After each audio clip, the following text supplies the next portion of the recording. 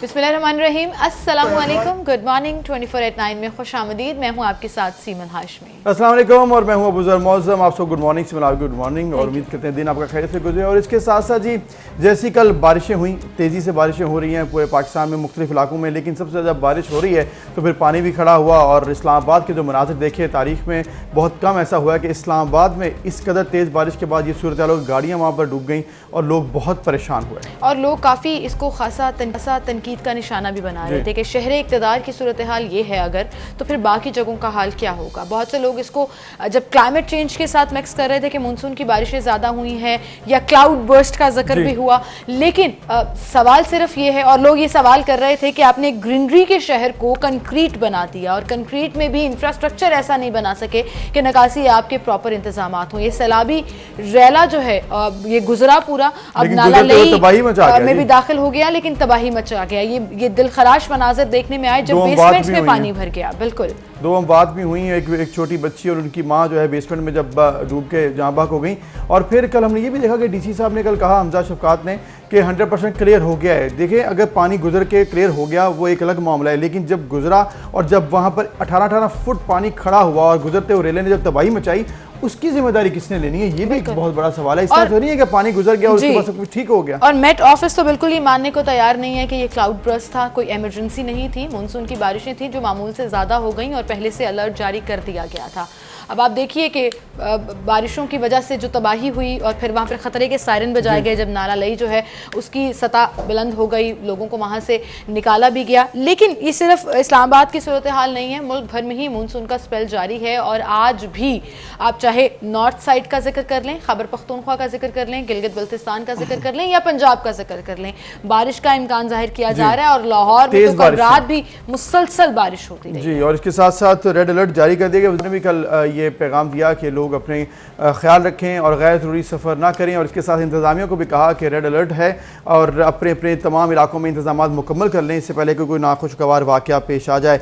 तो ये थी जी मौसम की सूरत हाल। हम उम्मीद करते हैं कि आइंदा चंद दिनों में जिस तरह बारिशें तेज़ आती हैं तो इंतजाम जो हैं उससे ज़्यादा तेज़ हों। बिल्कुल, और आप खुद भी अलर्ट रहें इस हवाले से। अपना ख्याल आपने खुद रखना है। अल्लाह ताला सबको अपने अमान में रखे। और इसी के साथ आगे बढ़ेंगे जी। कल बड़ा इंटरेस्टिंग इलेक्शन रहा और अनएक्सपेक्टेड रिजल्ट्स के साथ सामने आया। पाकिस्तान तहरीक इंसाफ ने नून लीग के गढ़ में जाकर उनको शिकस्त दे दी। ये बहुत फुरशोर था कि ये नून लीग की सीट है, लेकिन पाकिस्तान तहरीक इंसाफ ने 7000 कुछ वोटों से काफ़ी टाइट मुकाबला हुआ और 30 साल बाद ये सीट नून लीग जो है वो हारी है।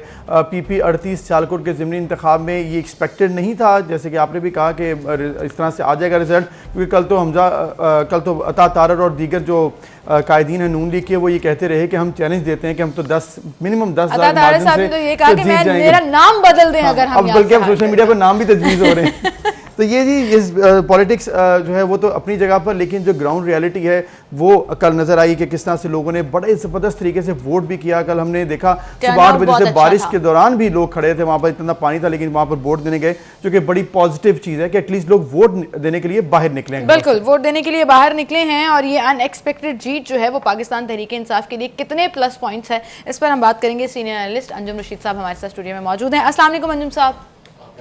अल्हम्दुलिल्लाह। अंजुम साहब, आपने कल भी कहा था कि जो पाकिस्तान तहरीक इंसाफ के कैंडिडेट हैं वो स्ट्रॉन्ग फुटिंग वाले हैं, तो टफ कंपटीशन होगा। और वही हुआ जी कि एहसन सलीम जो हैं वो जीत गए और मार्जिन के साथ जीते, और वो सीट जीते जो नून लीग क्लेम कर रही थी कि सालों हमारी रहेगी और रही भी है।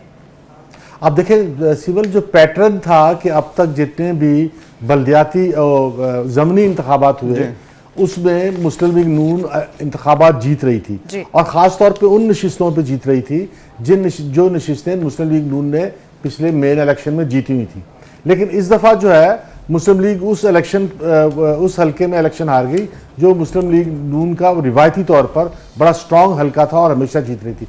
असल में ये एक बहुत बड़ा शॉक है इस पूरे जो अब तक का जो सिनारियो चला आ रहा था, अब तक का जो सिस्टम नजर आ रहा था कि मुस्लिम लीग नून जो है उसका वोट बैंक बहुत ज़्यादा है और वो इलेक्शन जीत रही है और वो बड़ी कामयाब है, उसको वो इलेक्शन हार गई है। और ये एक बहुत बड़ा शौक है मुस्लिम लीग के तमाम अरकान असम्बली के लिए भी। और आपको याद होगा कि शेख रशीद ने कहा था कि जो मुस्लिम लीग नून का मियां नवाज शरीफ का जो बयानिया है फौज के खिलाफ और स्टैब्लिशमेंट के खिलाफ वो बयानियां जो है उसमें जो है ये किसी भी हद तक जा सकते हैं। और अब ये मुस्लिम लीग नून भूल जाए कि आइंदा कभी लेकिन इक़्तिदार में आएगी। अंजुम साहब, लेकिन ऐसा देखिए, कल अगर वोटिंग हुई है, ऐसा तो नहीं है कि वाइट वॉश हो गई नून लीग। 56,000 वोट, तकरीबन 54-55,000 वोट मिले हैं। अभी कंफर्म तो नहीं आया मेरे पास फिगर, लेकिन जो इस पर वक्त है 55,000 के करीब वोट्स हैं और 62 PTI के हैं। मतलब 55,000 वोट बहुत बड़ा वोट होता है। फिर 6-7 हज़ार मार्जिन बहुत बड़ा मार्जिन नहीं है। वहीं पर आज़ाद जम्मू कश्मीर में अगर बात करें तो 6 लाख अगर पाकिस्तान तरीके इंसाफ ने लिए हैं तो 9 लाख उनके अगेंस्ट भी पड़े हैं। पीपल्स पार्टी और नून लीग को इकट्ठे किए जाएं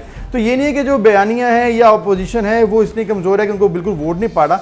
ये बात शेख रशीद की कुछ समझ में नहीं आती। नहीं, एक तो शेख रशीद ने तो कह दिया कि अब ये इक़्तिदार में इनको ये नहीं आएंगे। दूसरी बात ये है शेख रशीद ने कह दिया तो इसका मतलब सच्ची मुझी ऐसे हो जाएगा। नहीं, अच्छा हाँ, या गवर्नमेंट भी कह रही है वाइट वॉश हो गया, खत्म हो गया।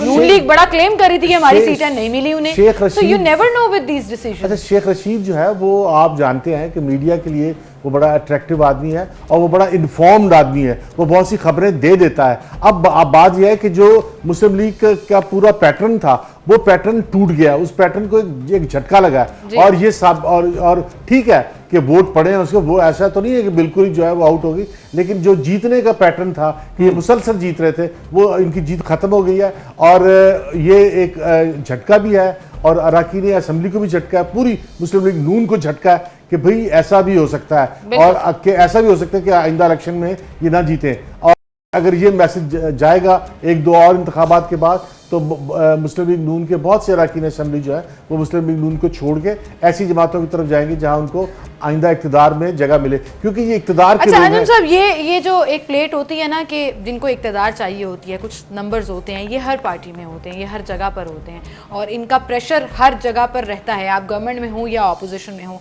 आपकी बात बिल्कुल ठीक है, एक बहुत बड़ा झटका था और मुझे लगता है कि एक बहुत बड़ा आर्ग्यूमेंट मुस्लिम लीग नून का जो है वो खराब हो गया और वो ये था कि हम ज़िमनी इंतखाब में जीत रहे हैं तो देखें जी हमारी पॉपुलैरिटी बढ़ रही है। वो एक बड़ा आर्ग्यूमेंट खत्म हुआ, लेकिन इसके बाद क्या पाकिस्तान तहरीके इंसाफ के लिए और ज्यादा चांसेस हैं 2023 में आने के लिए, या अपनी फुटिंग्स को मजीद स्ट्रॉन्ग करने के लिए वो वाला एक टेम्पो बन गया है, आपको लग रहा है? देखिए वो एक दूसरा सवाल है, लेकिन एक सवाल जो आज तय हुआ है कि मुस्लिम लीग नून जो कह रही थी कि वो पंजाब में क्लीन स्वीप कर रही है और तहरीक इंसाफ के इक़्तिदार के बावजूद, उनकी गवर्नमेंट के बावजूद उनके कैंडिडेट जो हैं वो ज़मीनी इंतखाबात में मुसलसल जीत रहे हैं, वो जो है क्लेम खत्म हो गया, वो अमल खत्म हो गया। इसका मतलब यह है कि जो पूरा पैटर्न था उसको एक झटका लगा है और मुस्लिम लीग की अब वो पोजीशन नहीं रही इस इलेक्शन के बाद जो इस इलेक्शन से पहले थी। तो ये एक तब्दीली आई है। अब बात यह है कि तहरीक इंसाफ अगला इलेक्शन जीतेगी नहीं जीतेगी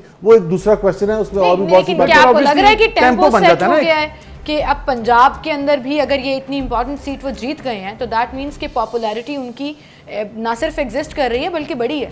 देखिए इसमें तो मुस्लिम लीग, इसमें तहरीक इंसाफ का अपना जो रोल होगा वो भी बड़ा इंपॉर्टेंट होगा कि तहरीक इंसाफ जो है वो किस तरह से बिहेव करती है। अब अभी आप डिस्कस कर रहे थे प्रोग्राम शुरू करने से पहले कि नज़ीर चौहान की क्या बात कर रहे थे आप? नज़ीर चौहान साहब को दोबारा गिरफ्तार कर लिया ना, ये भी एक बड़ा अहम मामला है कि कल उनकी जमानत हुई है, एक और केस FIA ने पकड़ लिया है साइबर क्राइम के हवाले से, उनको दोबारा से गिरफ्तार कर लिया और जहांगीर ग्रुप तो खासा नाराज है, आज एहतजाज भी करेगा असेंबली में।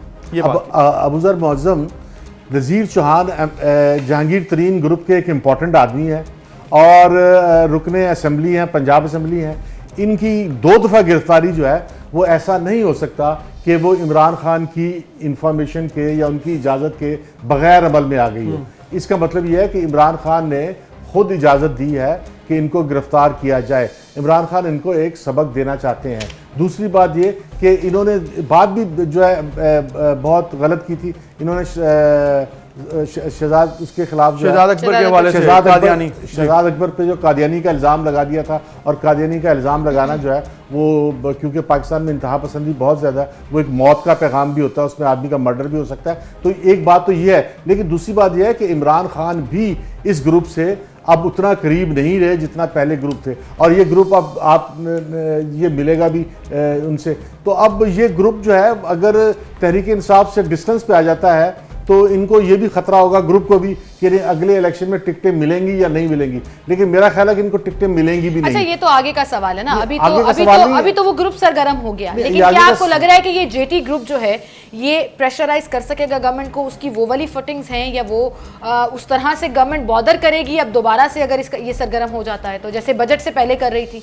देखिए, बजट से पहले जो कर रही थी वो उसमें तो बात ये थी कि बजट के अंदर ये ग्रुप जो था ये तहरीक इंसाफ के खिलाफ वोट नहीं दे सकता था। अगर बजट में ये ग्रुप जो है तहरीक इंसाफ के खिलाफ वोट दे देता तो इमरान खान के पास अख्तियार था कि इन तमाम को असेंबलियों से खारिज कर प्रेशर देते। टैक्टिक्स थे ना वो तो उस वक्त जो वो इस्तेमाल ये हुए। एक महज प्रेशर टैक्टिक्स था, लेकिन उसमें कुछ गवर्नमेंट भी तो मोल्ड हुई, कुछ ये लोग मोल्ड हुए और काम चल गया। जाहिर गवर्नमेंट को स्मूथ चलाना था। लेकिन वो जो आप क्वेश्चन जो आपने पैदा किया था कि क्या अगले इलेक्शन में तहरीक इंसाफ इलेक्शन जीतेगी, तो अब मसला ये कि अगर ये इतना बड़ा ग्रुप जो है ये इलेक्टेबल इनसे टूट गए तो इनके ऑब्वियसली गेम चेंज हो जाएगा, टूट गए और इन्होंने दूसरी पार्टी मतलब पीपल्स पार्टी ज्वाइन कर ली। वैसे आपस की बात है कि आप मुश्किल था 2018 में भी गवर्नमेंट बनाना पाकिस्तान तहरीक इंसाफ के लिए, नहीं था ना? मुश्किल बन गया, आज़ाद उम्मीदवार आ गए, बहुत से ऐसे लोग आकर मिल गए जिन्होंने पार्टी में सपोर्ट किया और नंबर उनके पूरे हो गए। तो आई थिंक मुझे लगता है कि अब उन्होंने डिसाइड कर लिया है कि हम जो है वो अपनी पॉलिटिक्स खेलेंगे और अगर कोई इस तरह का काम कर रहा है तो उसकी भी पकड़ होगी, क्योंकि अब प्रेशर गवर्नमेंट के ऊपर ऐसा कोई नहीं है। उस वक्त बजट के टाइम पर बहुत बड़ा प्रेशर था कि बजट पास कराना था। अब मसला ये है कि लेकिन ये 30-40 का जो ग्रुप है, अगर ये टूट के, ये इलेक्टेबल लोग हैं, इनके अपने वोट भी है, अगर ये टूट के पीपल्स पार्टी में शामिल हो जाए, अच्छा अब तहरीक इनके टूट के जो है वो मुस्लिम लीग नून में भी शामिल होने के चांसेस है, लेकिन अगर मुस्लिम लीग नून में नजर इनको आ रहा हो कि उनको इक़्तिदार नहीं मिलना तो फिर ये टूट के पीपल्स पार्टी में जाएंगे। अगर 30-40 बंदे पीपल्स पार्टी में आ जाएं तो फिर सिनारियो चेंज हो जाएगा। Obviously. फिर जो है अगर पीपल्स पार्टी जो है वो पंजाब में 40-50 सीटें ले ले तो फिर पीपल्स पार्टी भी जो है वो तहरीक इंसाफ के बराबर। तो बेसिकली आपको लग रहा है कि जहांगीर तरीन ग्रुप जो है वो आगे जाकर काफ़ी एक्टिव हो सकता है या इसके इफेक्ट्स जो हैं वो आगे जाकर खासे वाजे भी हो सकते हैं और उसके देर पा नताइज 2023 में भी नज़र आ सकते हैं। ठीक है, लेकिन अंजुम साहब अब इस दौरान जो अपोजिशन का किरदार होगा बड़ा अहम है, जिसमें नून लीग खासी ज़्यादा एक्टिव है। पीपल्स पार्टी तो फिर भी थोड़ा ऐसे लगता है कि कई दफ़ा वो सिर्फ पार्लियामेंट में रहकर ही एहतजाज करना चाहती है। नून लीग तो मतलब आउटराइटली कह रही है कि हम एहतजाज करेंगे हर तरह से। मरीम नवाज साहिबा खासी एक्टिव थी, अल्लाह ताला उनको सेहत दे, उनको कल कोरोना पॉजिटिव आया, अब वो क्वारंटीन कर रही हैं। लेकिन आपको क्या लग रहा है कि आगे जाकर किस तरह से वो अफवाल होंगी, दोबारा से वक्त लगेगा एजे के, फिर सियालकोट के इलेक्शंस और फिर दोबारा से जो सूरत मोमेंटम दोबारा गेन करना? देखिए, मुस्लिम लीग नून के अंदर जो है वो दो राय हैं। एक राय जिसको लीड करते हैं शहबाज शरीफ, वो समझते हैं कि टकराव की बजाय जो है वो मुफाहमत का तरीका अपनाया जाए, क्योंकि मुफाहमत का तरीका अपनाया गया तो अगले इलेक्शन में वो इक़्तिदार में आ सकते हैं, वरना वो इक़्तिदार में नहीं आ सकते। एक दूसरा पॉइंट ऑफ व्यू है जो मरीम नवाज का पॉइंट ऑफ व्यू है मुस्लिम लीग नून के अंदर ही। उनका ख्याल है कि आपने उनका मरीम नवाज का बयान भी सुना था कि पावर्स कम टू पावर, कि अगर ये मज़ाहमत करेंगे तो स्टेट इनके सामने झुकेगी और इनकी बात मानेगी। तो एक तरीका यह है कि मज़ाहमत की जाए, लड़ाई की जाए, धरना दिया जाए, एहतजाज किया जाए और टकराया जाए। तो ये दो अलग अलग पॉइंट ऑफ व्यू हैं। इन दोनों ऐसे दोनों पॉइंट ऑफ व्यू जो हैं ये दोनों मियां नवाज शरीफ की मर्जी से दोनों चल रहे हैं। अब मियां नवाज शरीफ में क्या चीज़ सेलेक्ट करते हैं और क्या चीज़ कारआमद होती है, क्या चीज़ कारआमद नहीं होती है, ये अभी फौरी तौर पे कहना जो है बिल्कुल से मुख्तलिफ पॉलिसीज और स्ट्रेटजीज को सामने लाया जाता है और फिर रिजल्ट्स के बेसिस पर फर्दर डिसाइड किया जाता है। लेकिन ये कह देना कि सिलेक्शन में हार जीत नहीं होती और धांधली हुई है हर दफ़ा इलेक्शन के बाद जब आप हार गए हैं, ये मुझे लगता है थोड़ा ज़्यादा हो जाता है। स्पोर्ट्समैन को दिखाना बड़ा ज़रूरी होता है, एक्सेप्ट भी कर लेना चाहिए कभी कभी। अंजुम रशीद साहब, बहुत शुक्रिया आपका, आप हमारे साथ मौजूद थे।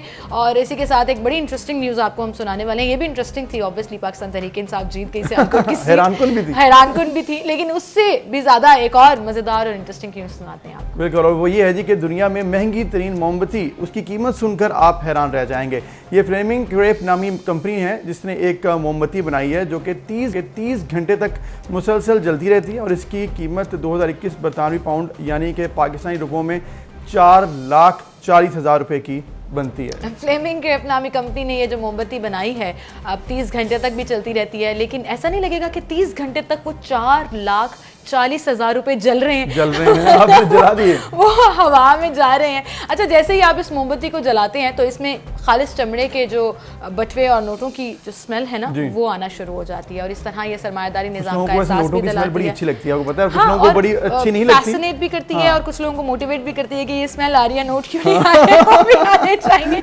अच्छा, एक और बात अहम है इसमें जी कि मोमबत्ती के लिए अदा की जाने वाली ये खतीर रकम है वो पूरे बरतानिया के बेघर लोगों की मदद के लिए खर्च की जाएगी। ये उस कंपनी ने कहा है कि हमारा जितना भी प्रॉफिट होगा वो हम चैरिटी में दे देंगे और महंगी तरीन शय एक फलाही मकसद के लिए तैयार की गई है। That's a very good gesture. बिल्कुल, और इसमें दुनिया भर के स्टोर में दीगर कीमती खुशबुओं वाली मोमबत्तियां भी फरोख्त हो रही हैं, तो ये एक उसमें वैरायटी है, 30 घंटे तक चल रही है। अब 2000 पाउंड यानी कि जो हमने इसको कीमत आपको बताई है 4 लाख रुपए से ज्यादा। और ये बड़ी आपने इंटरेस्टिंग बात की 4 लाख रुपए अगर आपने जलाना है ना, कहते हैं इसको जला दो पैसों को तो आप मोमबत्ती की शक्ल में जला सकते हैं। जनरली ऐसे होता है ना कि ये कितने की ली है, it was just for 2000 pound, but ये कितने की लिए 4,40,000 2000 पाउंड जो वहां पे रहने वाला ना उसको ज्यादा लगता है। मैं वैसे कह रही हूं कि इंपैक्ट हमारा ज्यादा होता है ना, क्योंकि ऑब्वियसली 2000 पाउंड की तो हम फौरन मल्टीप्लाई करके बताते हैं कि ये कोई आम सी रकम नहीं है। लेकिन हमें कन्वर्ट करने की बहुत आदत है। आप यकीन जानिए, जब भी आप बाहर ट्रैवल करते हैं कोई भी चीज फौरन दिमाग में कैलकुलेटर ऑन हो जाता है। अच्छा, ये अगर 10 पाउंड की है तो वो पाकिस्तानी कितने बनते हैं, ऑब्वियसली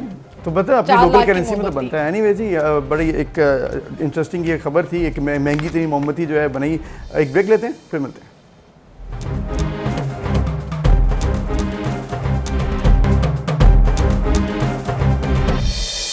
वेलकम बैक नाज़रीन। स्पोर्ट्स बड़ी इंपॉर्टेंट होती है क्योंकि आपके फिजिकल हेल्थ के लिए, लेकिन अगर आप उसको प्रोफेशनली खेलें तो वो भी बहुत अच्छी बात है, लेकिन अगर आप उसको बचपन से ही प्रोफेशनली खेलें तो ये बड़ी इंटरेस्टिंग और बड़ी हैरानकुन बात भी अक्सर हो जाती है। अच्छा, मैं अक्सर हैरान होती हूँ कि आप इतनी छोटी एज में इंस्पिरेशन कैसे ढूंढ लेते हैं। हाउ डू यू नो कि आपको यही करना है? बट आई थिंक जो पैशन होता है आपका, आपके कोचेस होते हैं साथ या आपकी फैमिली होती है, तो वो इनबिल्ट होता है और वो बाहर आ जाता है। ऐसे ही एक प्लेयर से आपकी मुलाकात कराएंगे जो पाकिस्तानी है लेकिन इंग्लैंड में मुकीम है। एंड कैन यू बिलीव कि वो 3 साल के थे जब से वो टेनिस खेल रहे हैं। Now he is 16, obviously he is one a lot of medals और बहुत सी चैंपियनशिप्स में पार्टिसिपेट भी किया उन्होंने और बड़ा ज़बरदस्त खेलते हैं जी। और आप इमेजिन करें कि 3 साल की उम्र से अगर आप खेल रहे हो, सो आप अभी अंडर 16 अंडर 18 खेल रहे हैं, लेकिन जब आप प्रोफेशनल लेवल पर आकर खेलेंगे तो आपकी क्या स्किल्स होंगी और कितना बड़ा एक्सपीरियंस और बड़े बड़े प्लेयर्स में आप शामिल हो सकते हैं, जो कि इंटरनेशनल प्लेयर्स जो होते हैं वो अक्सर ऐसे ही होता है कि वो बड़ी यंग एज में शुरू कर देते हैं। आपसे मुलाकात कराते हैं रहीम आगा की, जो कि जूनियर टेनिस प्लेयर भी हैं। अस्सलाम वालेकुम रहीम, बहुत शुक्रिया आपने वक्त दिया और आपको बड़ी मुबारक कि आप माशाल्लाह बड़ा ज़बरदस्त खेल रहे हैं और बचपन से ही बड़े शानदार प्लेयर हैं। वालेकुम सलाम, कैसे हैं आप? बिल्कुल ठीक ठाक रहीम, आप ठीक हैं? जी मैं सही हूँ। तो रहीम, जिस तरह से हम बात कर रहे हैं कि आप माशाल्लाह टेनिस खेलते हैं और 3 साल की उम्र से आप खेल रहे हैं, तो बताइएगा कि आपकी फैमिली में कौन प्लेयर थे जिनको आपने देखा या इनबिल्ट था, शौक कैसे पैदा हुआ, फिर कैसे आगे बढ़े? मेरी अम्मी इंटरनेशनल टेबल टेनिस प्लेयर थी पाकिस्तान के लिए। ओके। सो मेरी अम्मी ने पाकिस्तान के लिए रिप्रेजेंट किया था, बट मेरी अम्मी पाकिस्तान टेनिस खेल रही थी नेशनली पाकिस्तान के अंदर। सो मेरी अम्मी को एक पैशन था टेनिस का, कुछ बनना था मामा को।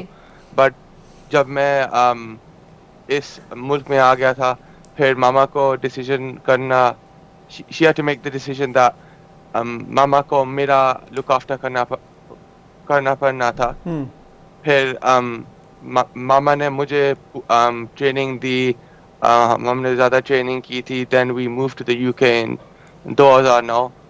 सो हमने ट्रेनिंग प्रैक्टिस की थी और फिर my mum wanted me to play nationally and perform well in respect of how that she wanted to become something in sports as well. बिल्कुल, और आप देखें कि अभी तक माशाल्लाह you're just 16 years old but आपने 25 मेडल्स जीते हैं। You were at the age of 6, you were only 6 years old when you got your first medal।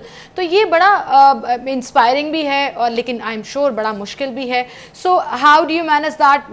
Mother से इंस्पिरेशन तो आ गई, लेकिन अपना पैशन और अपना टैलेंट फाइंड आउट करना भी बड़ा मुश्किल होता है।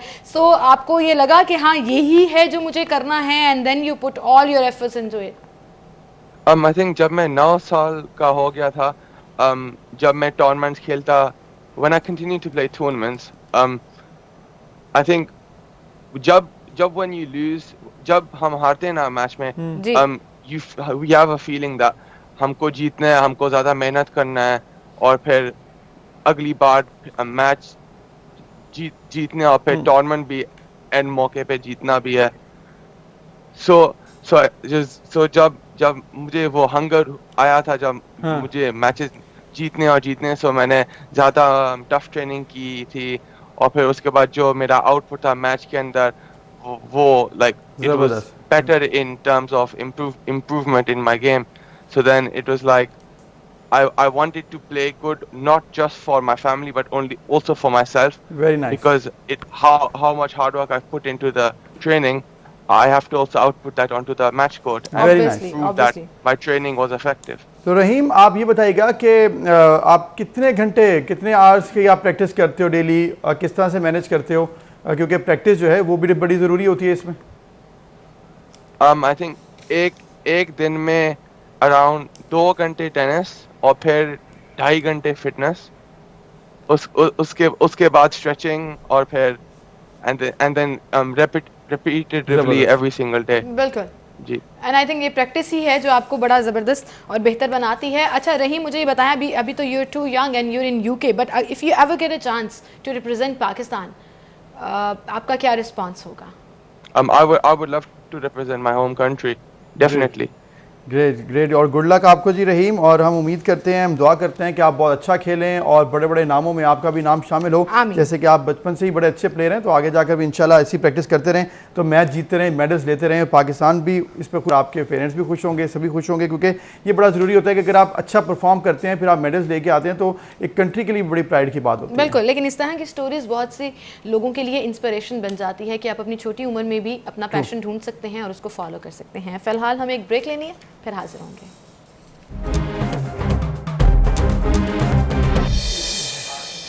Welcome back. एक बार फिर से आपको खुशामदीद कहेंगे. नाज़रीन, पाकिस्तान में गुज़श्ता 24 घंटों के दौरान 76 मरीज इंतकाल कर गए और ये नंबर मुसलसल बढ़ रहा है. ताज़ा तरीन अदाद-ओ-शुमार के मुताबिक 24 घंटों में 4,497 नए कोरोना केसेस सामने आए. बिल्कुल, और इसके साथ साथ कोरोना केसेस की मजमूई तादाद 10,20,324 हो चुकी है. कल बड़े फैसले हुए, उनमें से एक तो ये था कि स्कूल्स और तमाम जो शेड्यूल है इम्तहानों का वो ऐसा ही रहेगा. सूबे अपने अपने रेशो के हिसाब से डिसाइड कर सकते हैं, यानी कि सिंध, पंजाब अलग से डिसाइड कर सकता है, केपी अलग से डिसाइड कर सकता है अगर स्कूल कंटिन्यू रखने हैं या नहीं रखने, लॉकडाउन कितना सख्त करना है, ये अब सूबों पर डिपेंड करता है. इसके साथ साथ वैक्सीनेशन के हवाले से कहा जा रहा है कि बड़ी तेज़ी आ रही है, लेकिन फिर भी कोरोना में जो डेल्टा वेरिएंट है उसमें उससे ज़्यादा तेज़ी है. परेशानी की सूरत हाल है. कराची में अस्पताल जो हैं वहाँ पर एमरजेंसी की सिचुएशन है, और डॉक्टर्स जो हैं वो इंतहाई परेशान है, क्योंकि जितने भी पेशेंट्स आ रहे हैं 90% के अराउंड जो है वो डेल्टा वेरिएंट होते हैं. बिल्कुल, डेल्टा वेरिएंट है, और 100% रेशो भी आई. आपको याद होगा जीनोटाइप किया तो डेल्टा वेरिएंट डायग्नोज हुआ, और पेशेंट्स जो हैं उनकी हालत भी तशवीशनाक है, क्योंकि आप देखें नंबर्स भी मुसलसल बढ़ रहे हैं और बहुत लोग एक्सट्रीम मेडिकल केयर में इस वक्त हॉस्पिटल्स में ज़ेर इलाज भी हैं. हमारे साथ पार्लिमानी सेक्रेटरी हेल्थ सिंध कासिम सोमरू साहब मौजूद हैं. उनसे हम बात करेंगे. कासिम साहब, बहुत शुक्रिया वक्त देने के लिए, लेकिन बड़ी एक दोबारा से तशवीश की बात शुरू हो गई है कि कोविड एक तो बहुत तेज़ी से फैल रहा है, सिंध के नंबर और ख़ास तौर पर कराची के नंबर्स बहुत ज़्यादा आ रहे हैं और कंट्रोल नहीं ये हो पा रहा है. क्या कहेंगे इसको, क्यों ये नहीं एक ब्रेक लग पा रहा है इसमें? ये हालात के ऊपर हम सब परेशान भी हैं, और इस वक्त इमरजेंसी की सूरत हाल तो बहुत पहले से थी, लेकिन अब हम उस नहज पे आने वाले हैं कि जहाँ पर हमने कल भी जो स्पेशल अरेंजमेंट्स किए हैं कि हमने बेड्स बढ़ाए हैं, वेंटिलेटर के बेड बढ़ाए हैं, एचडीयू के बेड बढ़ाए हैं, और हमने एनसीओसी से भी रिक्वेस्ट की, उन्होंने भी एनडीएमए के थ्रू हमें जो है वो स्पेशल वेंटिलेटर्स और ऑक्सीजन सिलेंडर्स और बाईपेप के जो हमारे पास इक्विपमेंट होते हैं वो सारे उन्होंने भेजे भी हैं, और कुछ हम नए मार्केट से भी खरीद रहे हैं. लेकिन ये तमाम किसी सूरत में भी ये हल नहीं है इसको कंट्रोल करने का. हल इसका एक ही तरीका है कि हम अपनी सोशल मोबिलिटी को किल करें कुछ दिनों के लिए, जब तक इसकी स्प्रेड को हम इस साइकिल को तोड़ सकें. और उसका डायरेक्ट जो है वो ताल्लुक जो है वो लोगों के बिहेवियर के साथ है. और वो तमाम लोग जो इस वक्त जो है वो इधर मीन्स में रास्ते निकाल रहे हैं कि हम किसी तरीके से जो है वो कोई एक पार्टी कर लें, कोई गैदरिंग्स कर लें, किसी से हम बाहर निकलें, हम शॉपिंग्स में जाएं, मैं एक बात समझने से कासिर हूँ कि हम इस सूरत हाल को इतना लाइट क्यों ले रहे हैं, और हम इस सूरत हाल क्या हम जिस घर में सर इवेंट होता है ना, जिस घर के अंदर खुदा ना खास्ता कोई बीमार है, अब मैं इतने दुख के साथ ये कहता हूँ कि हमने अपने बहुत सारे हमारे जानने वाले दोस्त अहबाब, और मैं तो हर रोज उन लोगों की कॉल्स रिसीव करता हूँ। सुबह से मैं कोई 10 कॉलें रिसीव कर चुका हूँ कि जी फलां उधर पेशेंट भेजें, उधर भेजें। आप मेरे व्हाट्सएप ग्रुप्स पे जो हमारा ये आईसीयूज का जो व्हाट्सएप ग्रुप है, इतना फ्लडेड है इस वक्त कि अगर हम 100 बेड बढ़ाते हैं सर, तो आप 40 बेड अगर अगले रोज भर जाएं तो हम कहाँ पहुंचेंगे? हमारे पास तो फिर कैपेसिटी नहीं रहेगी। और यही हाल हमारी प्राइवेट हॉस्पिटल्स का है, उनके पास भी जितनी फैसिलिटीज हैं वो सारी इस वक्त सैचुरेटेड है। तो गवर्नमेंट अपने एंड से सर ये बहुत एक्सपेंसिव मेजर्स है, और इस पे लाखों रुपए खर्चा आता है एक मरीज को जो है वो ट्रीट करने के लिए। और फिर जो इससे दूसरा सबसे बड़ा नुकसान हो रहा है वो ये हो रहा है कि हमारे डॉक्टर्स, हमारा पैरामेडिक स्टाफ, हमारा नर्सिंग स्टाफ वो भी इन्फेक्ट हो रहा है। तो कल को अगर वो इन्फेक्ट हो गया तो हम उसको हॉस्पिटल में आने की इजाजत नहीं देंगे, हम वो आइसोलेट करेंगे, वो क्वारंटीन करेंगे, तो फिर इनकी ट्रीटमेंट कौन करेगा? और जिस हिसाब से लोग बेहतियाती के साथ ना वैक्सीन पे इतनी डिनाइल कि जी वैक्सीन से जो है वो कुछ लोग कहते हैं जी इतने जल्दी अरसे में वैक्सीन कैसे बन गई, किसी का कुछ और लॉजिक्स है। जी आप जैसे कह रहे हैं कि लोगों का रवैया भी उतना पॉजिटिव नहीं है और सिचुएशन भी क्राइसिस की तरफ बढ़ रही है, तो फिर लोग अब ये भी सजेस्ट कर रहे हैं, बहुत से एनालिस्ट ये भी कह रहे हैं कि एक्सपेक्टेड है कर्फ्यू टाइप का लॉकडाउन। तो गवर्नमेंट कब तक सोच रही है? क्योंकि अगर ये इसी तरह बढ़ते रहे केसेस तो परेशानी बढ़ती जाएगी। क्या 1-2 दिन में ये डिसाइड हो सकता है कि कर्फ्यू टाइप लॉकडाउन लग जाए?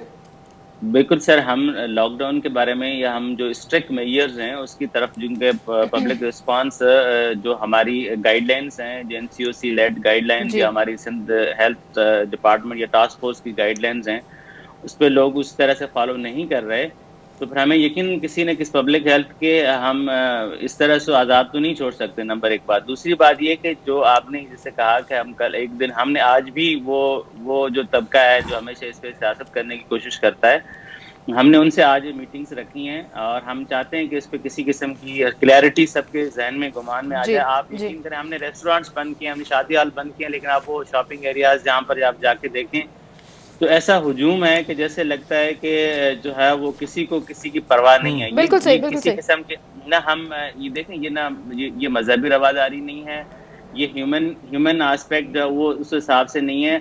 आप मिनिमम अगर एक्सपोजर करेंगे, आप जरूरत के लिए बाहर निकलेंगे तो आपको कोई नहीं रोकता, लेकिन आप जरूरत के लिए बाहर निकलते वक्त अगर 1-5 रुपए का मास्क नहीं पहनेंगे तो सर हमारे लिए बहुत बड़े मसाइल पैदा होंगे। अच्छा कासिम साहब, यहाँ पर मैं आप ही की बात को कंटिन्यू करूंगी, लेकिन प्लीज काइंडली, चूंकि टाइम हमारे पास लिमिटेड होता है, तो मैं एक और क्वेश्चन जरूर पुट करना चाहूंगी। जिस तबके का आप जिक्र कर रहे हैं वो ताजर बरादरी भी है और वो काफी नाराज भी लग रही है टाइम रिस्ट्रिक्शंस के ऊपर। मास्क का आपने जिक्र किया, कल हमारे साथ सदर ऑल ताजर एसोसिएशन थे, उन्होंने कहा कि गरीब आदमी नहीं खरीद सकता 5 रुपए का मास्क, तो गवर्नमेंट को फ्री फराहम करने चाहिए। उन्होंने कहा कि वैक्सीनेशन हमारे लिए वो प्रोवाइड कर रहे हैं, लेकिन स्टाफ इतना लिमिटेड है कि इतनी जल्दी इतनी तेजी से तमाम ताजर बरादरी या तमाम मार्केट्स को केटर नहीं किया जा सकता। तो हम इनसे रिक्वेस्ट करते हैं कि जी तादाद बढ़ा दें या वैक्सीन मोबाइल्स बढ़ा दें, उसके ऊपर भी काम नहीं हो रहा। तो क्या इन मेजर्स के ऊपर बात हो पा रही है आपकी ताजर बरादरी से, कहीं कॉमन ग्राउंड ढूंढा जाए?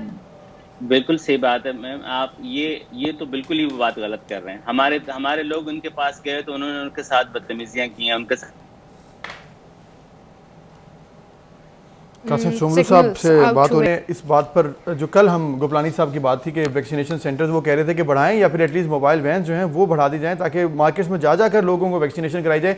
तो अभी कासिम सोमलू साहब बात कंटिन्यू नहीं कर सके, one side of the story, क्योंकि ऑब्वियसली कासिम साहब दूसरी साइड बता रहे थे कि शायद उन्होंने बदतमीजी की और वो उस तरह से रिस्पांस नहीं दिया। तो अगर ये उनसे बात हो जाए, ये जनरल रिस्पांस का जो प्रॉब्लम है ना, ये हमारी जनरल पॉपुलेशन में है। जैसे अभी कासिम साहब बोल रहे थे, लोग एक्चुअली एक्सेप्ट नहीं कर रहे, दे क्वेश्चन वैक्सीन कि क्या वो इफेक्टिव है या नहीं है। जिस तरह की रूमर्स आती हैं, ये सोशल मीडिया खबरें आती हैं, और लोग अभी भी एक बहुत बड़ी तादाद है जो नहीं एक्सेप्ट कहते हैं चला गया कोरोना, खत्म हो गया कोरोना, कहाँ है कोरोना, ये बातें अभी भी हम सुनते हैं अक्सर न्यूज़ में। And I think this is the attitude जिसकी वजह से हम मजीद जो है वो अलार्मिंग सिचुएशन में चले जाते हैं। जी, तो कासिम साहब जिस तरह से आप बात कर रहे थे वहां से कंटिन्यू कीजिएगा।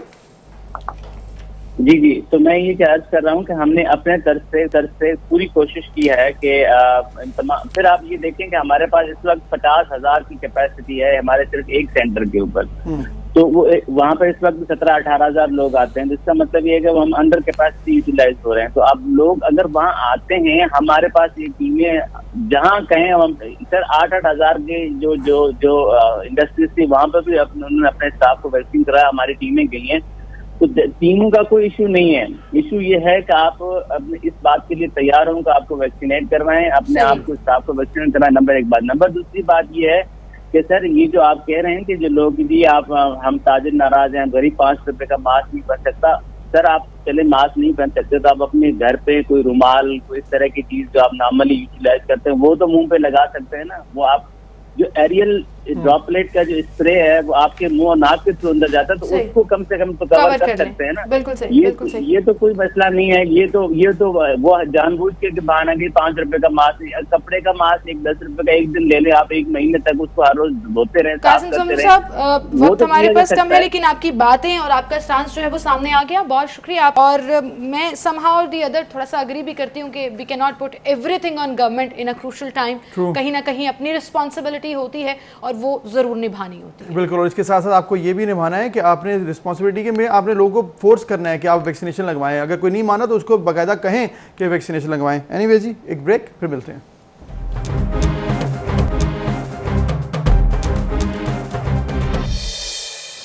वेलकम बैक नाज़रीन। अब हम बात करेंगे अफगानिस्तान की सूरत हाल पर। अफगानिस्तान में इस वक्त तालिबान की पेशकदमी। दूसरी जानिब कल चाइना में उनकी मुलाकात हुई मुला बरादर की वज़ीर ख़ारजा से चाइना के, और वहाँ पर भी अहम मुलाकात पे यही कहा गया कि अफगानिस्तान की जो सरजमीन है वो किसी के ख़िलाफ़ इस्तेमाल नहीं होगी, जबकि चाइना ने भी अपने किरदार के हवाले से चीज़ें को क्लियर किया और ये यकीन दहानी की और वादा किया कि वो अफगानिस्तान के मामलात में कोई मुदाखलत नहीं करेगा। इसके साथ साथ हमने ये भी देखा है कि इस वक्त अफगान के जो सदर हैं वो इस वक्त मुज़ाकरात की दावत दे रहे हैं तालिबान को, लेकिन ऐसे लग रहा है कि तालिबान इस पोजीशन में अब हैं कि वो बेसिकली अब वो मुज़ाकरात की दावत को कबूल ही नहीं कर रहे हैं। बिल्कुल, वो कबूल ही नहीं कर रहे हैं मुज़ाकरात की दावत को। और इसके साथ साथ जब बराह रास्त मुज़ाकरात की बात आप करें तो इसका मतलब कि आपकी अपनी पोजीशन जो है वो डगमगा रही है। इस पर हम बात करेंगे। हमें ज्वाइन किया है सीनियर एनालिस्ट मज़हर अब्बास साहब ने, उन्हें हम खुशामदीद कहेंगे। अस्सलाम वालेकुम मज़हर साहब। जी वालेकुम अस्सलाम। और हमारे साथ स्टूडियो में मौजूद हैं अंजुम रशीद साहब, उनसे भी हम बात करेंगे। अंजुम साहब, आप हमारे साथ मौजूद ही थे और फिर इस टॉपिक के ऊपर भी आपको लेना था। बहुत शुक्रिया ज्वाइन इन करने के लिए। मज़हर साहब, आपसे आगाज़ करेंगे। ये जो अफ़गानिस्तान की सूरत हाल है, ख़ास तौर पर जब अफ़गान सदर ये कह रहे हो कि हम बराह रास्त मुज़ाकरात के लिए तैयार हैं, और वहीं पर ये बात भी हो रही हो कि तालिबान जो हैं वो अपना मोटो बार बार पेश कर रहे हैं, जो ओवरऑल दुनिया को, ऑब्वियसली चाइना से उन्होंने मुलाकात में कहा, लेकिन ओवरऑल दुनिया को ये जेस्चर दे रहा है कि they want good for Afghanistan और वो बेहतर करना चाहते हैं। जी शुक्रिया। और अंजुम को देख के खुशी हुई बड़े अरसे बाद। लेकिन देखिए, अब तालिबान ये क्यों कह रहे हैं कि हम अपनी सरजमीन किसी दूसरे मुल्क के ख़िलाफ़ इस्तेमाल नहीं होने देंगे। इसका एक माजी है, और उस माजी की वजह से तालिबान पे दुनिया को उस तरह का एतमाद नहीं है। क्योंकि माजी में भी अगर आपको याद हो, जब 9/11 से पहले 9/11 के बाद एक कोशिश की गई थी कि अफ़गानिस्तान से किसी तरीके से उसामा बिन लादेन को वहाँ से निकाल दिया जाए या वहाँ से बेदखल कर दिया जाए। अलकायदा की जो एक्टिविटीज़ थी उनको वहाँ से वहाँ अफ़गानिस्तान में ना होने दिया जाए। लेकिन उस वक्त अफ़गान तालिबान ने ये बात मानने से इनकार कर दिया, और जनरल परवेज़ मुशर्रफ ने उस वक्त जो ISI के सरबराह थे जनरल महमूद, उनके साथ 2 जय्यद उलमाए कराम को भेजा था, जिसमें मुफ्ती निज़ामुद्दीन शामगई और मुफ्ती जमील। बाद में दोनों जो है वो मार दिए गए मुख्तलिफ वाक़यात में। लेकिन इन तीनों अफराद को वहाँ किसी पर्पज़ के लिए भेजा था कि किसी तरीके से मुल्ला उमर मरहूम को इस बात का कायल किया जाए कि वो किसी तरह उसामा बिन लादेन को वहाँ से निकाल दे, वरना अमेरिका हमला कर देगा। लेकिन उस वक्त वो बात नहीं मानी गई और उसके नताइज हमें 20 साल भुगतने पड़े। अब जबकि तालिबान को एक कामयाबी मिल रही है, इस चीज़ की उम्मीद चल पड़ी है कि शायद अफगानिस्तान में आइंदा मुमकिन है कि आइंदा चंद माह या साल बाद अफगानिस्तान में तालिबान का दोबारा जो है वो रूल हो, तो वो दुनिया को ये बावर कराना चाह रहे हैं कि हम, वो कह नहीं रहे लेकिन बावर यही कराना चाह रहे हैं कि हम वो माजी की गलतियाँ नहीं करेंगे जो हमसे हुई हैं। और चीन की जो कंसर्न है, चीन की और कोई कंसर्न नहीं है। चीन की पाकिस्तान से भी एक ज़माने में ये कंसर्न थी कि आपके यहाँ से यहाँ से कुछ लोग जाके वहाँ जो है उनके उस इलाकों में जो वो समझते हैं कि वहाँ शोरश है, जी वहाँ कार्रवाई कर रहे हैं, और यही उनको खदशात जो है वो तालिबान से भी है कि अफगानिस्तान बेस बन जाता है ऐसे ग्रुप्स का, माजी में बना रहा है।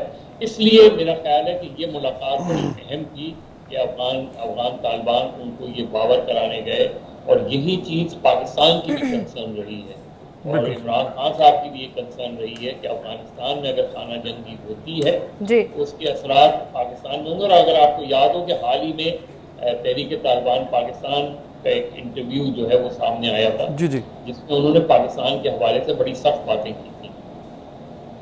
बिल्कुल सही कह रहे हैं। बिल्कुल ठीक है। तो मतलब सिचुएशन जो है इस वक्त खासी डिफरेंट होती जा रही है। मदर अब्बास साहब आप साथ ही हैं। अंजुम रशीद साहब, मदर अब्बास साहब ने जब से आपका नाम सुना तो उन्होंने कहा कि बड़ी खुशी हुई आपको देखकर, तब आपको आवाज़ नहीं आई थी, इसलिए मैंने कहा वो क्लियर कर दूं कि वो कह रहे थे कि बड़ा अच्छा लगा आपको स्क्रीन पर देखकर उनके साथ। इसके साथ साथ अंजुम साहब, जिस तरह से मदर साहब ने भी कह दिया है कि इस वक्त सिचुएशन जो है वो थोड़ी डिफरेंट है, तालिबान अब वो नहीं है, या एटलीस्ट वो पिक्चर पेश नहीं करना चाहते जो 20 साल पहले उनकी थी। आपको क्या लग रहा है कि वाकई अब तालिबान बदल गए हैं, दुनिया के साथ मुज़ाकरात करना चाहते हैं और अफगानिस्तान की हुकूमत के साथ सिर्फ वो मुज़ाकरात नहीं करना चाहते? देखिए, दुनिया के साथ जो मुज़ाकरात की बात है, जो मज़हर अब्बास ने कहा, वो एग्जैक्टली बिल्कुल दुरुस्त है कि चीन भी उनसे एक बात की ही यकीन दहानी चाहता है, और इन्होंने जो खबर टेलीविज़न पे और अखबारात में आई है उस खबर में भी जो है वो तालिबान ने एक ही बात की यकीन दहानी कराई है कि अफ़गानिस्तान की सरजमीन को वो किसी दूसरे मुल्क के ख़िलाफ़ इस्तेमाल नहीं होने देंगे। माजी में तालिबान के जो साथी थे वो सिंकियांग में चीनी यूगर और चीनी यूगर तालिबान की मदद के साथ चीन में जाके जो है दहशतगर्दी कर रहे थे। अब लेकिन पाकिस्तान के लिए जो सबसे बड़ी बात है कि अफ़गान तालिबान ने कहा है कि वो पाकिस्तान में दहशतगर्दी के लिए किसी की मदद नहीं करेंगे, लेकिन ये भी एक फैक्ट है कि जो टीटीपी है, तहरीक तालिबान पाकिस्तान, वो अफ़गान तालिबान की अफ़गानिस्तान में फ़तह के फ़ौरन बाद पाकिस्तान में एक्टिव हो गई है, और नूर वली महसूद जो टीटीपी के सरबराह हैं उन्होंने उनसे जो है वो CNN ने रब्ता भी किया है और वो एक्टिव भी हो गए। और यहाँ आपने देखा कि अफ़गानिस्तान से जो है वो तालिबान के जनाजे पाकिस्तान में आए और उन जनाज़ों के जुलूस भी निकले और उन जनाज़ों में जो है वो नारे भी लगाए गए। तो पाकिस्तान में दहशतगर्दी के आसार जो है वो तालिबान के महज कामयाब होने से ही अफ़गानिस्तान में वो पाकिस्तान में दहशतगर्दी के आसार शुरू हो गए हैं, और ये आसार जो हैं ये आगे चल सकते हैं अगर हमने बहुत ज़्यादा एहतियात न की और बहुत ज़्यादा वो माजी में 60,000 70,000 पाकिस्तानी इसमें हलाक हो चुके हैं। अब फिर ख़तरा है कि अगर तालिबान की वहाँ फतह होती है तो उसके नतीजे में यहाँ पर पाकिस्तानी तालिबान ताकत पकड़ेंगे, उनसे मदद भी वो लेंगे और वो यहाँ पर एक्टिव भी होंगे और वही निज़ाम पाकिस्तान में लाने की कोशिश करेंगे, तो यहाँ दहशतगर्दी आएगी। ठीक है अंजुम रशीद साहब, आपने डायरेक्टली जब पाकिस्तान का जिक्र किया तो आपकी बात ये बिल्कुल ठीक है कि हम कहीं ना कहीं इफेक्ट ज़रूर होते हैं और होते भी रहे हैं। मज़हर अब्बास साहब, अंजुम रशीद साहब की बात को आगे लेकर चलेंगे कि पाकिस्तान को बड़ा कॉन्शियस होने की ज़रूरत है। We have to be very careful, ख़ास तौर पर जब अफगानिस्तान हुकूमत हम पर इल्ज़ाम लगा देती है कि हम पोर्ट्रे कर रहे हैं उनका बेस्ट इमेज और हम उनको कहीं ना कहीं सपोर्ट कर रहे हैं, तो हमने तो किसी को सपोर्ट नहीं करना क्योंकि हमने अपनी सरजमीन को बचाना है and we have worked really hard. हमने बहुत से सेक्रीफाइसेस किए हैं पाकिस्तान में इस अमन के लिए, तो ये कॉन्शियस होना हमारा बनता है ऑब्वियसली, लेकिन क्या आप समझते हैं फ्यूचर क्या होगा आगे मजीद? देखिए, तो आपकी पॉलिसी पर डिपेंड करता है, आपकी पॉलिसी क्या होगी। एक पॉलिसी आपकी जगह एक पॉलिसी होती है विजिबल पॉलिसी, एक इनविजिबल पॉलिसी होती है। जो आपको प्रॉब्लम्स मादी में रही हैं वो आपकी इनविजिबल पॉलिसीज की वजह से रही हैं, और इस चीज़ का जायजा लेने की ज़रूरत है। लगता यही है कि रियासत के लेवल पे भी और लीडरशिप के लेवल पे भी इस बात में अब काफ़ी हद तक जो है वो कॉन्शियस हैं कि हमने अगर हमारे अपने मुल्क के अंदर इस तरह की वारदातों को नहीं रोका, इस तरह के ग्रुपों को सर उठाने से नहीं रोका, तो फिर प्रॉब्लम्स आप क्या आएगी, प्रॉब्लम्स और किसी क्या नहीं आएगी। अफगानिस्तान में पहले भी सिविल वॉर होती रही है, अफगानिस्तान पिछले 40 साल से मोर और लेस इसी सिचुएशन से गुजरा है, लेकिन हम जो विक्टिम बने हैं उसमें बहुत बहुत ज़्यादा अमल दखल हमारी अपनी पॉलिसियों का रहा है। हमारी अपनी नाफिज पॉलिसियों का रहा है, चाहे वो पहली अफगान जंग हो चाहे वो दूसरी अफगान जंग हो। बिल्कुल हमने यानी ये सबसे हैरानकुन बात है कि अफगानिस्तान के तालिबान और जो अफगान तालिबान की फॉर्मेशन पाकिस्तान के अंदर हुई थी, और वो भी मोहतरमा बेनज़ीर भुट्टो का दौर था जिस वक्त अफगान तालिबान यहाँ बनाए गए। तो ये जो चीज़ें हैं, इन चीज़ों को हमें देखना पड़ेगा ठीक कि चूंकि इसका देखिए, अफगानिस्तान में अगर तालिबान की पेशकदमी होती है, उनको कामयाबी मिलती है, तो एक तरफ तो इंस्पिरेशन लेंगे वो ग्रुप्स एग्रीड जो हार्डलाइन ग्रुप्स हैं, और दूसरी तरफ वो ये एक्सपेक्ट करेंगे, क्योंकि अब ज़रा मुश्किल है क्योंकि आपने अपने बॉर्डर पे बहुत ज़्यादा जो है बाढ़ लगा दी है, काफ़ी हद तक आपने सिक्योर किया है, लेकिन यहाँ बजाते खुद कोई 30-40 लाख अफगान रहते हैं जिनको एक बहुत ही नाफिज पॉलिसी के तहत आपने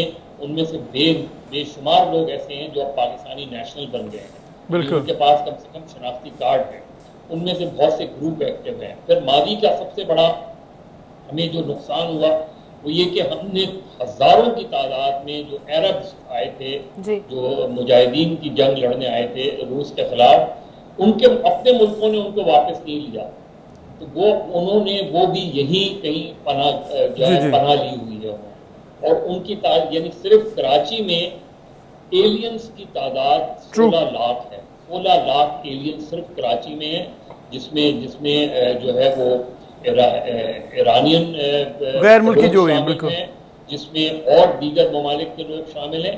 तो हमारे लिए एक बड़ा जो है वो नाजुक लम्हा है इस वक्त अफगानिस्तान की बदलती हुई सूरत हाल में पाकिस्तान को किस तरह महफूज बनाया जाए। बिल्कुल पाकिस्तान के लिए बहुत बड़ा चैलेंज है और पाकिस्तान की विजिबल और इनविजिबल पॉलिसी जो है वो बड़ी इंपॉर्टेंट हैं।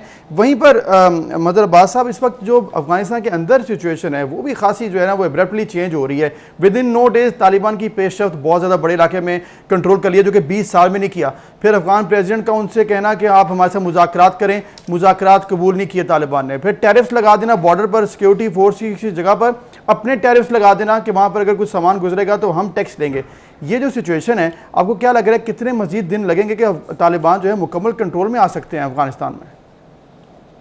देखिए, अफगानिस्तान मोर और लेस ऐसा ही रहेगा। वहाँ सिविल वॉर के बहुत हद तक जो है वो चांसेस हैं, चाहे तालिबान का 80% जो है वो इलाकों पे कंट्रोल हो जाए, लेकिन अफगानिस्तान का जो भी जोग्राफिया है वो इसी तरह का है कि वहाँ इस तरह के ग्रुप और वॉर लॉर्ड्स जो हैं वो कहीं ना कहीं रहते हैं। उसमें वो अलग बात है कि तालिबान जो है वो एक अपने आप को जाहिर है वो दावा कर सकते हैं कि वो फाते रहे हैं इसमें, और अगर वो कल हुकूमत बनाने की या काबुल में पेशकदमी करने की सूरत में बहुत खतरनाक सूरत हाल वहाँ बन भी सकती है। और इसी तरीके से देखिए, सबसे बड़ा तालिबान का चैलेंज ये है कि लाखों की तादाद में जो पाकिस्तान में मुहाजिरीन रह रहे हैं, अगर वो पुरअमन अफगानिस्तान बनाएंगे तो ये मुहाजिरीन वापस जाएंगे, वरना ये महाजरीन नहीं जाना चाहते। यही सबसे बड़ा चैलेंज है कि आप वो कैसा सिस्टम बनाएंगे कि आपके अपने लोग आपके मुल्क में वापस नहीं जाना चाहते। बिल्कुल, आपके अपने लोग जो है उस सिस्टम को नहीं एक्सेप्ट कर रहे और उनकी तादाद कम नहीं है, कई लाखों में है। तो यही अगर वो एक ऐसा मुल्क बनाते हैं जो मॉडर्न इस्लामिक मुल्क के तौर पे सामने आता है, जिसमें वहाँ डेवलपमेंट्स होती है, दुनिया उनके साथ तिजारत करती है, तो जाहिर है यहाँ से अफगान भी वापस जाने को तरजीह देंगे। लेकिन अगर वो एक जंग की सूरत हाल में रहता है, एक जंगी सूरत हाल में रहता है, सिविल वॉर होती रहती है, ना जलालाबाद महफूज होगा ना काबुल महफूज होगा, तो जाहिर है यहाँ तो आ सकते हैं अफगान, यहाँ से अफगान वापस नहीं जाएंगे। बिल्कुल सही मज़र अब्बास साहब, आपकी ये बात बिल्कुल ठीक है, लेकिन there is a long way, अभी बहुत लगता है कि टाइम लगेगा उस टाइप पर जाने में। और आपने एक बात बिल्कुल ठीक की कि अभी सूरत हाल जो है वो ऐसी ही रहेगी।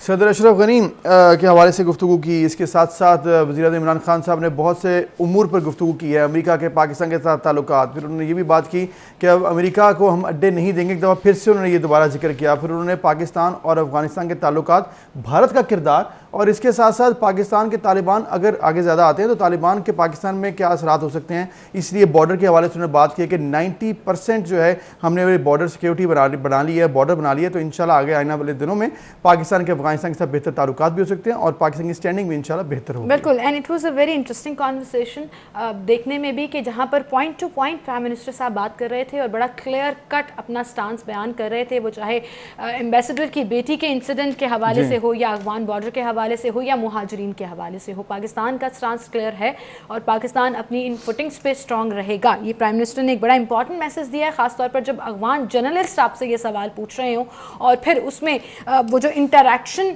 और जो फ्रैंकनेस थी वो भी बड़ा मैटर करती है ऑब्वियसली, और प्राइम मिनिस्टर साहब वैसे ही उस चीज़ को बड़ा आगे लेकर चलते हैं। But on a serious ground Pakistan का न सिर्फ इमेज क्लियर रखा बल्कि पाकिस्तान के स्टांस को बड़ा खुलकर सामने भी रखा, and I am sure it's gonna be discussed all over internationally. बिल्कुल, और इसके साथ साथ जिस तरह उन्होंने अफवाज पाकिस्तान और पाकिस्तानियों की जो शहादतें हैं उसका जिक्र किया, उन्होंने कहा 70,000 से ज़्यादा अमवात हमने देखी हैं, इसके अलावा हमने 150 अरब रुपए का नुकसान, 150 अरब डॉलर्स का नुकसान उठाया है। ये सब वो नुकसानात हैं जो कि पाकिस्तान ने बर्दाश्त किया और उसके बदले में हमें मिला क्या है, कुछ भी नहीं मिला। तो अब हम दोबारा से वो गलती नहीं बर्दाश्त करेंगे, अब दोबारा से हम बेहतर तरीके से आगे जाएंगे। एक बात उन्होंने बड़ी बेहतर तरीके से बयान कर दी कि पाकिस्तान में भी इक्तिसादी स्टेबिलिटी जो है वो अफगानिस्तान में अमन से मुंसलिक है।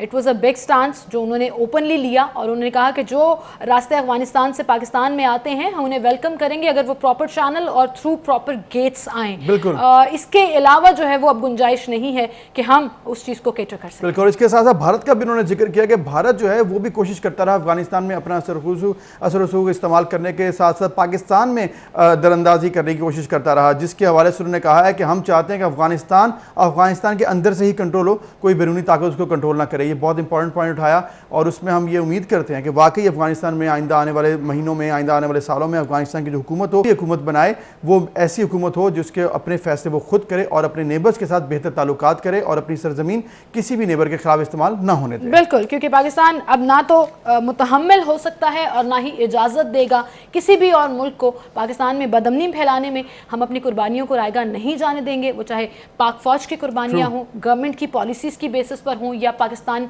के आम शहरियों की कुर्बानियाँ हों। पाकिस्तान के अमन के लिए हमेशा खड़े रहेंगे और यही दुआ करते हैं कि पाकिस्तान को अल्लाह ताला हमेशा कायम दायम रखे। आमीन। आज के लिए इतना ही, इंशाल्लाह कल मिलेंगे। अपना ख्याल रखिएगा। अल्लाह हाफ़िज़।